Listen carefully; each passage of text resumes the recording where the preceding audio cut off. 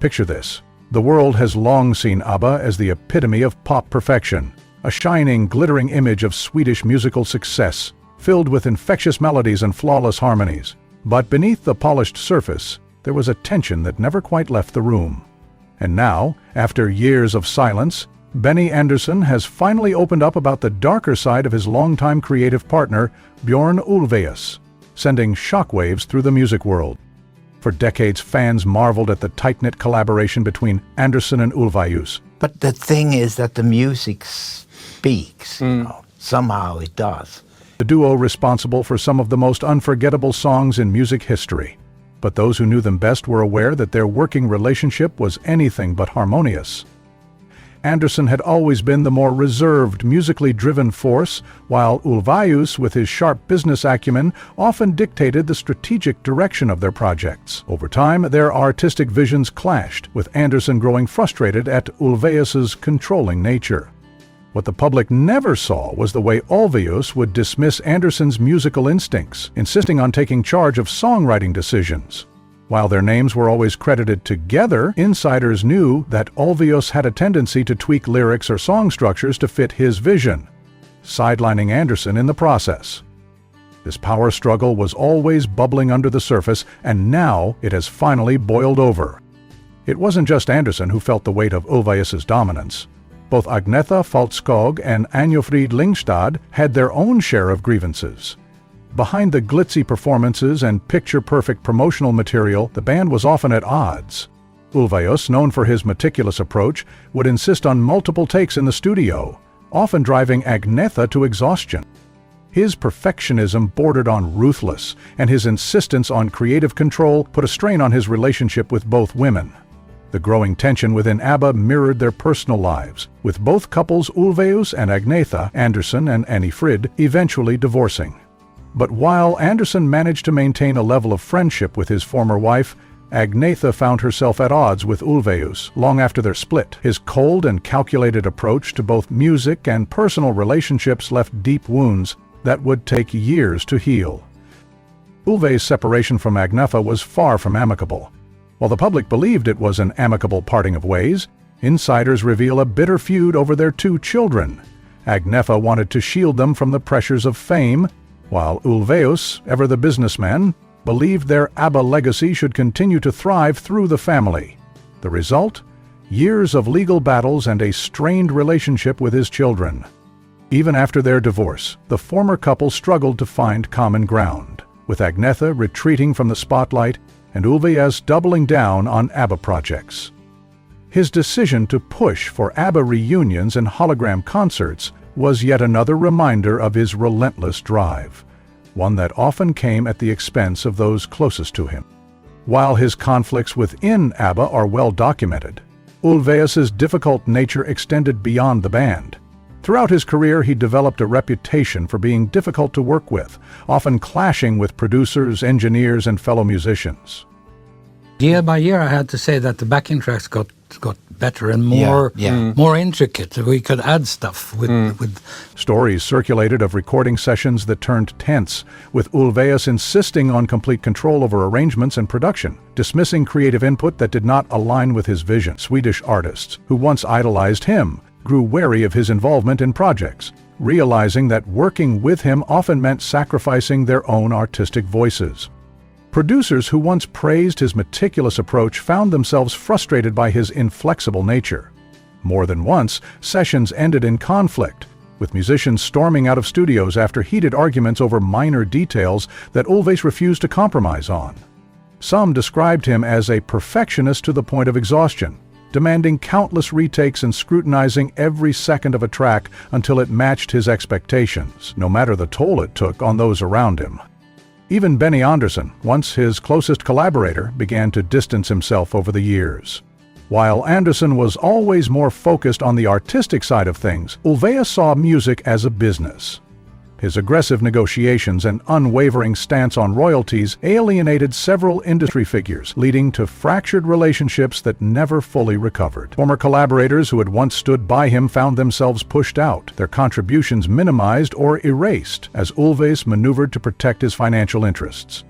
Many whispered that he had become a man who valued control above all else, even at the expense of those who had helped him build his success. The bitterness that followed left a trail of broken professional relationships, making it clear that while Ulvaeus might have been a genius in the studio, he was far from easy to work with. Despite his immense success, Ulvaeus found himself entangled in legal disputes over the years. His relentless pursuit of financial security led to multiple lawsuits regarding ABBA royalties and songwriting credits. The sweet melodies that had once defined his legacy became overshadowed by the bitter reality of courtroom battles and legal accusations. At one point, former business associates accused him of withholding profits and manipulating contract terms in his favor. These allegations sparked heated debates in the industry, with some defending his shrewd business instincts and others condemning his ruthless approach. The lawsuits piled up, each one further tarnishing his once pristine reputation. Some claimed he had aggressively revised old contracts to favor himself, retroactively squeezing out those who had once shared in ABBA's success. Former collaborators whispered that Ulvaeus's obsession with control extended beyond the studio. It reached into financial dealings, where he meticulously ensured that every fraction of a percentage point tilted in his favor. The fallout from these legal battles was far-reaching. Some of his oldest allies turned their backs on him, wary of the man who had once been their friend, but had now become a force to be reckoned with in the business world. While he emerged relatively unscathed in the legal sense, the damage to his reputation was undeniable. The industry, once in awe of his songwriting genius, now viewed him with a degree of caution, as a man whose relentless ambition came at a cost that not everyone was willing to pay. Beyond the music and the business, Ulvaeus faced personal demons that few knew about. Over the years, he struggled with memory loss, an affliction that made him question his own legacy. The man who had built an empire on songwriting and storytelling found himself unable to recall key moments of his life. Frustration and fear consumed him as he wrestled with the irony of forgetting the very words and melodies that had defined his career. The once razor-sharp mind that had shaped ABBA's sound now found itself lost in a haze of uncertainty. His personal relationships also suffered. While he remarried in the early 1980s, his relentless work ethic meant he was often absent from family life. His second wife endured long stretches of emotional neglect as Ulvaeus buried himself in work, using ABBA's continued legacy as both an obsession and an escape. His children, too, felt the distance, growing up with a father more invested in musical projects than in their day-to-day lives. Resentment built over the years, leaving emotional scars that proved difficult to heal. As time went on, Ulvaeus's stubbornness and need for control only intensified. Many former friends and colleagues speak of his growing isolation, with fewer people willing to put up with his demanding nature. Invitations to social gatherings became fewer, business discussions turned into cold negotiations, and the warmth that once surrounded him slowly dissipated. Those closest to him could see it. He had become a man haunted by his own ambition, unable to let go of the past, and yet, paradoxically, unable to fully remember it.